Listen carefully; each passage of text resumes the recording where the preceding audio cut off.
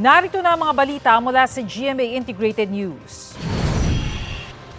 Naisampa na ng Bureau of Customs sa mga reklamo laban sa ilang rice importer kaugnay ng umano'y smuggling ng bigas. Sa press release ng Presidential Communication Office, isinampa ng BOC ang reklamong economic sabotage laban sa 3 rice importer habang may inihain din silang reklamong paglabag sa Customs Modernization and Tariff Act. Hindi pinangalanan ng mga rice importer. Nagugat ang mga reklamo mula sa inspeksyon na isinagawa ng BOC sa Bulacan noong August 24. Narito naman ang iba pang balitang binabantayan ng GMA Integrated News. Wind signal number 1 nakataas sa Batanes dahil sa bagyong Jenny.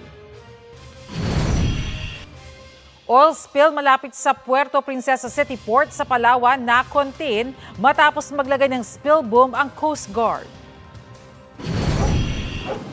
At bilang ng mga inaresto dahil sa paglabag sa election gun ban, nasa mahigit 1,000 na ayon sa PNP.